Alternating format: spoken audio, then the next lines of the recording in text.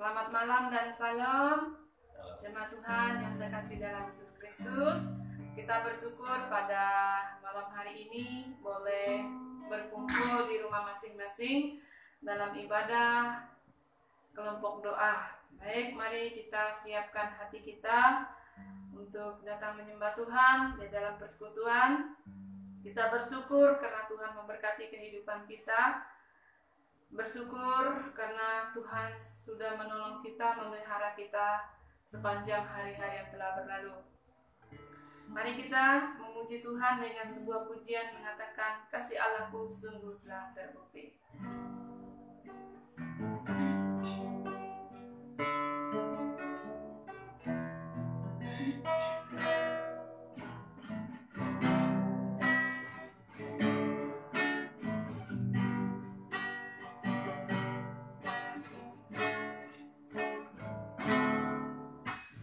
Allahku sungguh telah terbukti ketika Dia serahkan anaknya. Kasih Allah mau berkorban bagi kau dan aku. Tak ada kasih seperti kasih Allahku sungguh telah terbukti. Kasih Allahku sungguh telah terbukti ketika Dia serahkan anaknya. Kasih Allah mau berkorban bagi kau dan aku. Tak ada kasih seperti kasih. Bersyukur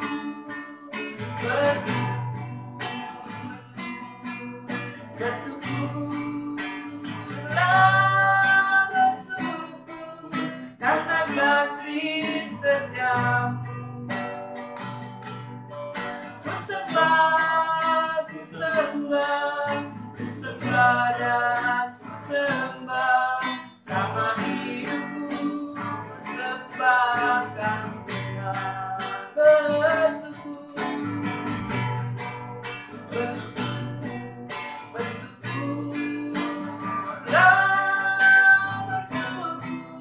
karena kasih setiamu. Ku sembah dan ku sembah. Selama hidupku ku sembah kau Tuhan. Mari kita berdoa. Terima kasih ya Tuhan, kami bersyukur untuk kebaikan hidup yang kami sudah rasakan sepanjang hari-hari yang telah berlalu. Dan kami bersyukur pada malam hari ini ada waktu yang indah bagi kami untuk bersekutu bersama. Kiranya Tuhan mengampuni kami atas segala dosa dan kesalahan yang telah kami lakukan. Layakkan kami untuk menyembah Engkau pada malam hari ini ya Bapa. Terima kasih ya Bapa, menyertai penyembahan kami dari awal sehingga boleh berakhir dengan kena selamat. Di dalam nama Yesus, haleluya, amin. Ya. Kita menyanyi dalam buku nyanyian kemenangan iman nomor 98. 98. Lebih dekatlah pada dada Tuhan. Kita menyanyi ayat 1 sampai ayat yang kedua. 98.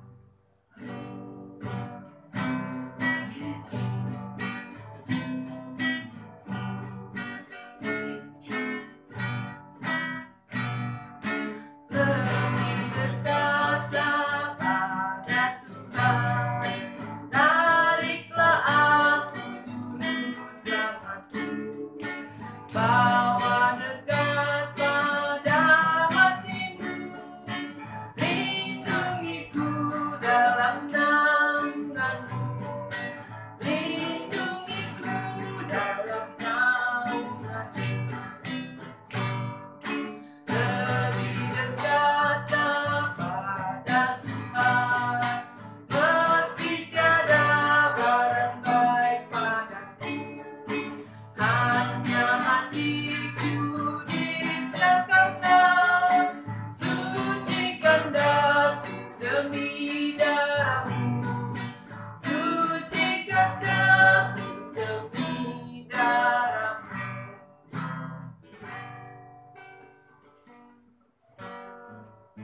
Tuhan, firman Tuhan yang terkasih dalam Yesus Kristus.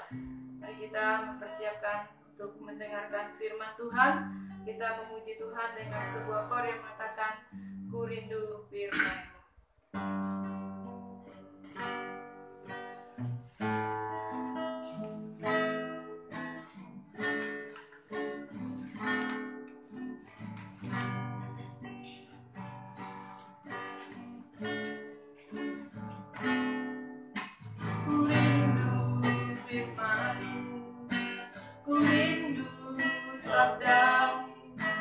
Firman Tuhan Yesus yang heran dan berkuasa, berfirmanlah Tuhan oleh kuasa Roh, kepadamu hatiku berserah.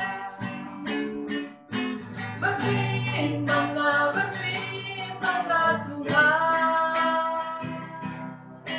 Roh hamba-Mu. Berfirmanlah Tuhan, ku rindu menikmati sabda-Mu. Mari kita menyanyi sekali lagi. Ku rindu firman-Mu, ku rindu sabda-Mu. Firman Tuhan Yesus yang heran dan berkuasa, berfirmanlah Tuhan oleh kuasa Roh, kepadamu hatiku berserah. Berfirmanlah Tuhan, Roh hamba-Mu. Berfirmanlah Tuhan, ku rindu menikmati sabda-Mu. Kita berdoa. Terima kasih Tuhan, kami bersyukur boleh akan belajar bersama firman Tuhan. Kiranya Tuhan menolong kami, Roh Kudus-Mu memberikan kami kemampuan untuk memahaminya, ya Tuhan. Terima kasih Bapa, terpujilah nama-Mu, di dalam nama Yesus kami berdoa. Haleluya. Amin. Ya, kita membaca di dalam 1 Samuel pasal 1 ayat 1 sampai ayat yang ke-28. Saya membaca untuk kita 1 Samuel pasal 1 ayat 1 sampai ayat yang ke-28. Kelahiran Samuel. Ada seorang laki-laki dari Ramataim Zofim, dari pegunungan Efraim, namanya Elkanah bin Yeroham bin Elihu bin Tohu bin Suk, seorang Efraim. Orang ini mempunyai 2 istri, yang seorang bernama Hana dan yang lain bernama Penina. Penina mempunyai anak, tetapi Hana tidak. Orang itu dari tahun ke tahun pergi meninggalkan kotanya untuk sujud menyembah dan mempersembahkan korban kepada Tuhan semesta alam di Silo. Di sana yang menjadi imam Tuhan ialah kedua anak Eli, Hofni dan Pinehas. Pada hari Elkanah mempersembahkan korban, diberikannya kepada Penina istrinya dan kepada semua anaknya yang laki-laki dan perempuan masing-masing sebagian.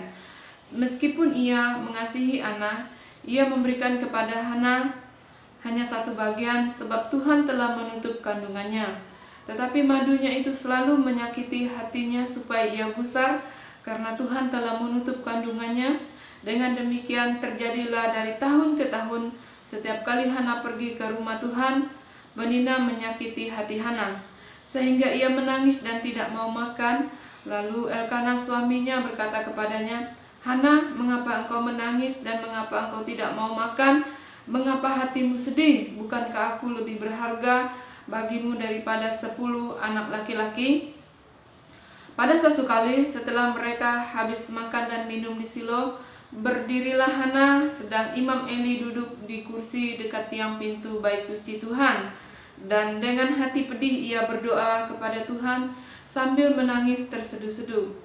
Kemudian bernasarlah ia, katanya, Tuhan semesta alam, jika sungguh-sungguh engkau memperhatikan sengsara hamba-Mu ini, dan mengingat kepadaku dan tidak melupakan hamba-Mu ini, tetapi memberikan kepada hamba-Mu ini seorang anak laki-laki, maka aku akan memberikan dia kepada Tuhan untuk seumur hidupnya, dan pisau cukur tidak akan menyentuh kepalanya." Ketika perempuan itu terus-menerus berdoa di hadapan Tuhan, maka Eli mengamat-amati mulut perempuan itu. Dan karena Hana berkata-kata dalam hatinya, dan hanya bibirnya saja yang bergerak-gerak, tetapi suaranya tidak kedengaran, maka Eli menyangka perempuan itu mabuk. Lalu kata Eli kepadanya, "Berapa lama lagi engkau berlaku sebagai orang mabuk? Lepaskanlah dirimu daripada mabukmu." Tetapi Hana menjawab, "Bukan, tuanku, aku seorang perempuan yang sangat bersusah hati. Anggur ataupun minuman yang memabukkan tidak kuminum, melainkan aku mencurahkan isi hatiku di hadapan Tuhan. Janganlah anggap hamba-Mu ini seorang perempuan durhaka, sebab karena besarnya cemas dan sakit hati aku berbicara demikian." Jawab Eli, "Pergilah dengan selamat, dan Allah Israel akan memberikan kepadamu apa yang engkau minta daripadanya." Sesudah itu berkata perempuan itu, "Biarlah hamba-Mu ini mendapat belas kasihan daripadamu." Lalu keluarlah perempuan itu, ia mau makan dan mukanya tidak muram lagi. Keesok harinya bangunlah mereka pagi-pagi, lalu sujud menyembah kepada Tuhan. Kemudian pulanglah mereka ke rumahnya di Rama.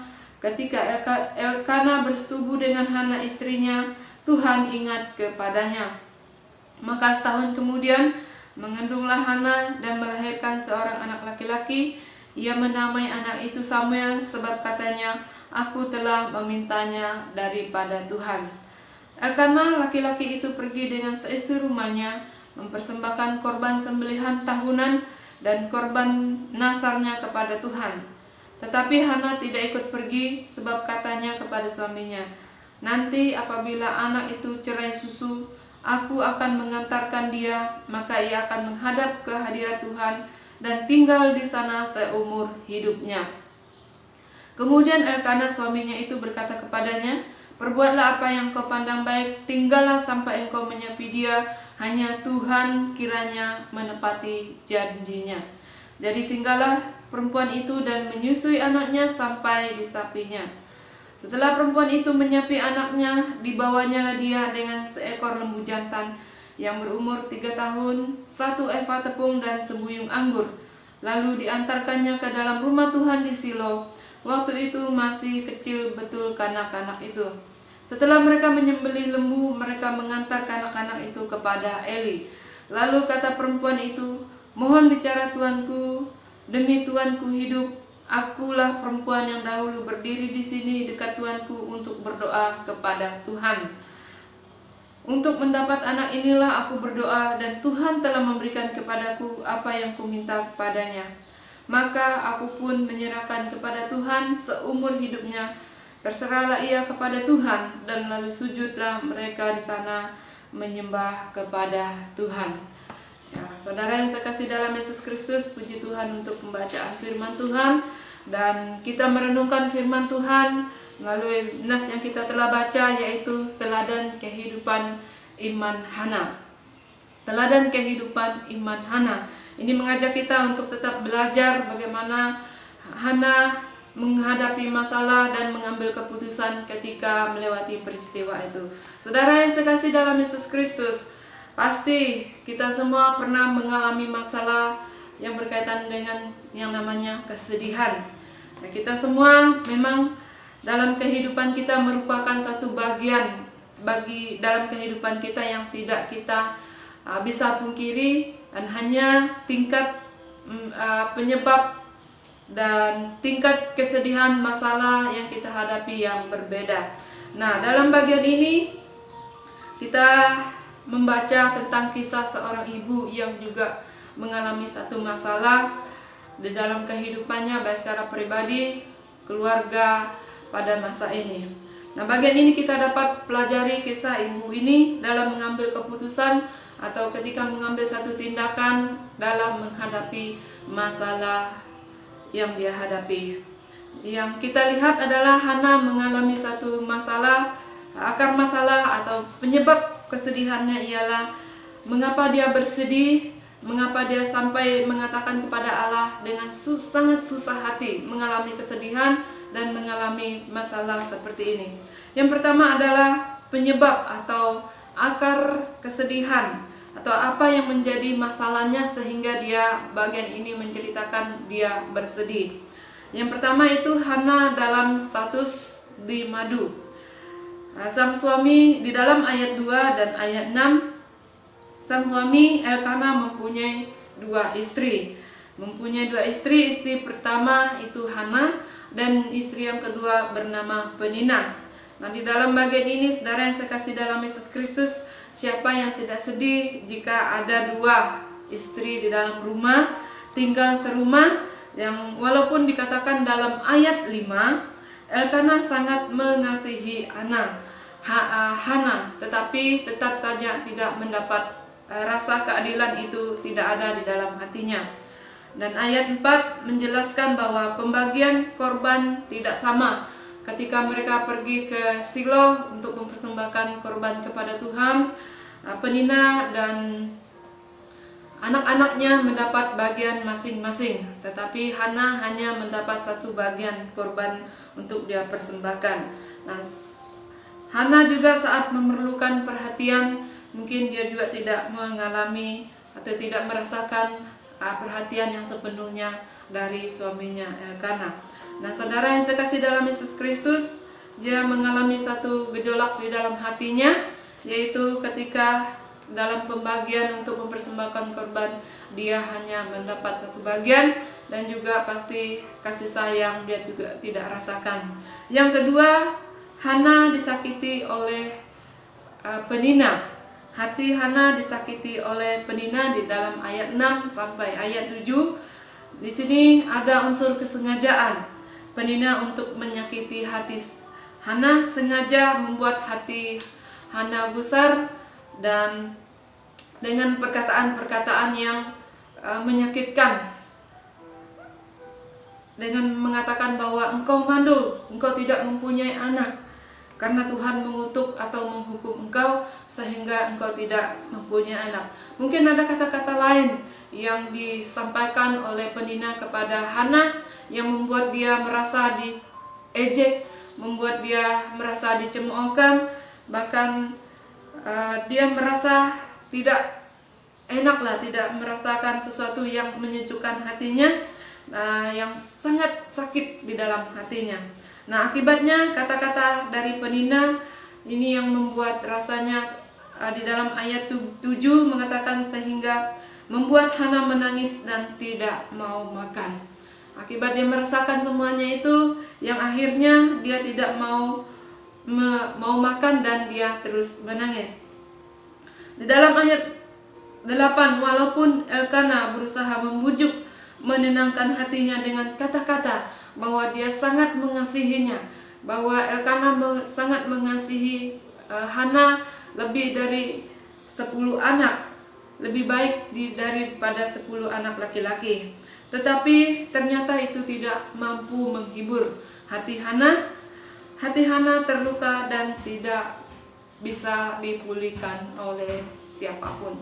Ya, saudara yang saya kasih dalam Yesus Kristus, kondisi seperti inilah yang dialami Hana sebagai seorang istri.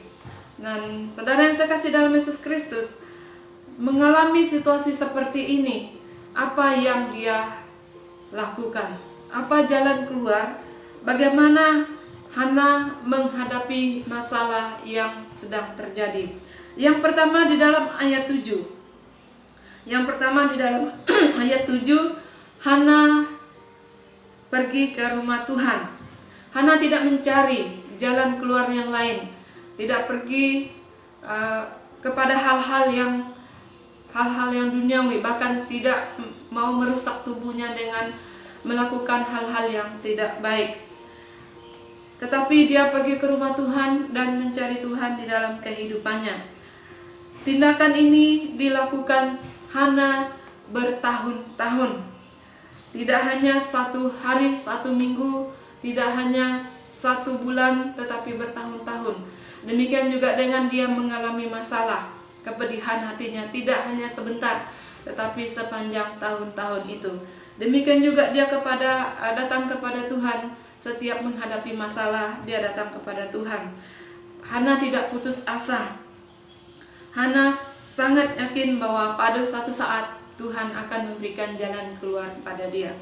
Yang kedua, bagaimana dia menghadapi masalah, yang membuat dia ada keyakinan. Yang kedua adalah Hana sungguh-sungguh berdoa. Di dalam ayat 10, ayat 12, ayat 13 memberikan gambaran bagaimana Hana dengan sungguh-sungguh berdoa kepada Tuhan. Sehingga di dalam ayat 11 mengatakan, Hana bernasar kepada Tuhan, Tuhan semesta alam, jika sungguh-sungguh Engkau memperhatikan sengsara hamba-Mu ini dan mengingat kepadaku dan tidak melupakan hamba-Mu ini, tetapi memberikan hamba-Mu ini seorang anak laki-laki, maka aku akan memberikan dia kepada Tuhan untuk seumur hidupnya, dan pisau cukur tidak akan menyentuh kepalanya. Dan melalui doanya inilah kita bisa melihat, kita bisa pahami atau bagaimana Hana dengan sungguh-sungguh berharap kepada Tuhan dengan hati yang hancur, sehingga boleh berani bernasar kepada Tuhan. Ya saudara yang saya kasih dalam Yesus Kristus. Yang ketiga, Hana tidak membiarkan diri tenggelam di dalam kesedihan. Di dalam ayat 18, ketika diberikan Imam Eli memberkati dia keluar dengan hati yang senang. Dia tidak membiarkan dirinya tenggelam di dalam kesedihan. Di dalam ayat 17, setelah Imam Eli memberkati Hana, Hana keluar dari rumah Tuhan dengan wajah yang ceria. Hana mau makan, dan hati Hana sungguh-sungguh bergembira. Walaupun kata-kata Imam Eli belum terbukti, namun Hana yakin bahwa ketika indah pada waktunya nanti, saatnya akan terbukti bahwa Tuhan benar-benar akan menjawab doanya. Tuhan akan memberikan dia kekuatan, kebaikan di dalam kehidupannya. Sehingga saudara yang sekasih dalam Yesus Kristus, 1 tahun kemudian terjawablah doanya dengan lahirnya Samuel. Dan dia menepati janjinya dan menyerahkannya kepada Tuhan. Sehingga di dalam pasal 2 ayat 2 dan seterusnya merupakan doa Hana memuji Tuhan di dalam kehidupannya karena kebaikan Allah di dalam hidupnya. Nah saudara yang saya kasih dalam Yesus Kristus, ketika kita menghadapi masalah, walaupun tidak sama dengan yang dihadapi oleh Hana, bagaimana respon kita kepada Tuhan? Apa respon kita ketika kita menghadapi masalah? Apakah kita sedang menghadapi masalah yang berat saat ini? Bagaimana kita menjalaninya? Nah, saudara yang sekasih dalam Yesus Kristus, jika saat ini kita sedang bergumul dengan masalah kehidupan secara pribadi, mungkin masalah keluarga kita, masalah ekonomi, masalah anak-anak kita yang tidak mau mendengarkan kita, dan lain sebagainya. Mari kita mengambil teladan iman Hana yang walaupun di dalam masa kesedihan, dalam menghadapi masalah kehidupannya yang sangat panjang, tetapi dia mengambil keputusan untuk tetap mencari Tuhan, berdoa, dan selalu meyakinkan bahwa Tuhan akan pasti memberikan jalan keluar. Ya puji Tuhan saudara yang sekasih dalam Yesus Kristus. Kiranya firman Tuhan ini memberkati kita, menolong kita dalam menjalani kehidupan. Haleluya, amin. Mari kita berdoa. Terima kasih Tuhan, kami bersyukur kepadamu untuk firman-Mu yang mengingatkan kami kembali untuk terus mencari Tuhan di dalam kehidupan kami ketika kami harus bergumul dengan segala sesuatu yang sedang kami alami ini, baik sakit penyakit, penderitaan, masalah keluarga dan sebagainya. Kiranya Tuhan menolong kami supaya kami tetap bersandar kepada Tuhan, mencari Tuhan, berdoa, dan tetap berharap kepada Tuhan. Terima kasih Bapa, terpujilah nama-Mu. Di dalam nama Yesus kami berdoa, haleluya, amin. Ya puji Tuhan untuk firman Tuhan yang sudah kita renungkan bersama. Kita yang berbahagia adalah yang mendengarkan firman Tuhan dan melakukannya di dalam kehidupan kita. Ya, saudara, kita akan memberikan persembahan sebagai tanda ucapan syukur untuk mendukung pelayanan pekerjaan Tuhan dengan menyanyi dalam nyanyian kemenangan iman nomor 182, cuma ada satu. 182, cuma ada satu.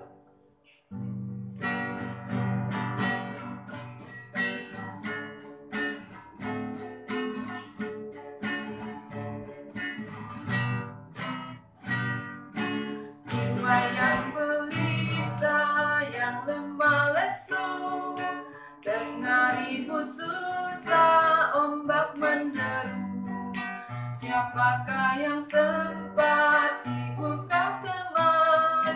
Siapa yang mau rapat tanggung sebeban?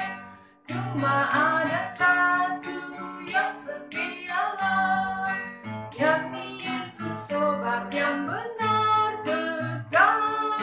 Dia tiap waktu mau menolonglah, sapu air mata lenyapkan sesak. Tengah kebimbangan iman bergetar, kurang kemenangan damai hilanglah. Siapakah yang datang bisik padamu? Anak jangan takut, ku besertamu. Cuma ada satu yang setialah, yakni Yesus sobat yang benar kekal. Dia tiap waktu mau menolonglah, sapu air mata lenyapkan sesak. Puji Tuhan, kita akan berdoa, merupakan doa penutup, dan untuk setiap kelompok doa mendoakan bahan doa yang telah disampaikan di grup dan doa bersama oleh Bapak. Ya, mari kita berdoa. Segala puji syukur kami panjatkan kepadamu ya Tuhan, yang bertakhta di dalam kerajaan sorga, yang senantiasa menyertai memelihara kami dalam kehidupan kami ya Tuhan. Engkau memberi kemampuan dan hikmat bagi kami untuk menjalani hidup ini. Ya Tuhan, kami bersyukur Engkau menolong kami dalam ibadah ini dari awal dapat berakhir dengan baik ya Tuhan. Dan kami juga telah memberikan persembahan dan mendengarkan firman-Mu. Biarlah semuanya memuliakan nama Tuhan di surga dan yang boleh berkat di dalamnya. Dan setiap jemaat-Mu ya Tuhan di tempat telah menyampaikan bahan doa, Engkau memberkati ya Tuhan, dan tolong mereka masing-masing dalam kehidupan ya Tuhan. Dan seluruh jemaat-Mu Engkau memberkati, yang sakit Engkau jamah pulihkan, yang ada di rumah sakit Engkau memberi kesembuhan, kekuatan bagi mereka. Dokter yang menangani ya Tuhan, Engkau beri hikmat dalam mereka dapat menangani mereka dengan baik ya Tuhan, dan memberi obat tepat pada yang sakit mereka alami ya Tuhan. Dan kami tetap berdoa ya Tuhan untuk keberadaan jemaat dalam masa pandemi ya Tuhan. Kami serahkan semua di tangan-Mu, beri kekuatan kesehatan selalu bagi kami, jauhkanlah kami dari virus yang mewabah ya Tuhan, dan kuatkanlah teguhkanlah iman kami ya Tuhan. Anak-anak kami yang sekolah Engkau berkati ya Tuhan, walaupun ada yang akan menghadapi ujian online ya Tuhan, ada yang libur, dan Engkau memberkati semua. Ada yang akan masuk dalam jenjang lebih tinggi dalam pendidikan mereka, Engkau memberkati ya Tuhan. Kami tetap berdoa ya Tuhan, setiap jemaat dan pekerjaan, ada yang berkebun, ada yang usaha dagang ya Tuhan, pengusaha dan pegawai negeri, Engkau memberkati mereka dalam kehidupan ya Tuhan. Lindungi dan beri kekuatan dan berkat berlimpah dalam hidup mereka ya Tuhan.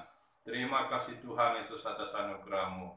Engkau memberkatilah kami dalam kegiatan-kegiatan ke depan ya Tuhan, baik pelayanan dalam jemaat ya Tuhan, dalam kegiatan pembangunan kami serahkan semua di tangan-Mu, baik pembangunan rumah dinas asisten ya Tuhan, dan pembangunan gedung gereja di Sengkawit ya Tuhan, kami serahkan semua di tangan Engkau memberkati. Panitia yang bekerja Engkau menolong ya Tuhan, dana yang kami butuhkan Engkau beri kecukupan, biarlah nama Tuhan dimuliakan. Terima kasih Tuhan, Engkau memberkati setiap pengurus kelompok doa, menyertai mereka dalam pekerjaan dan pelayanan mereka Tuhan. Begitu juga pengurus jemaat ya Tuhan, Engkau tolong dan memberkati juga, biar mereka dapat melaksanakan tugas pelayanan dan penuh sukacita, dan nama Tuhan dimuliakan. Inilah doa kami tutup persekutuan ini hanya di dalam nama Tuhan Yesus. Haleluya. Amin. Amin. Ya, demikianlah ibadah kita. Selamat malam dan salam. Salam.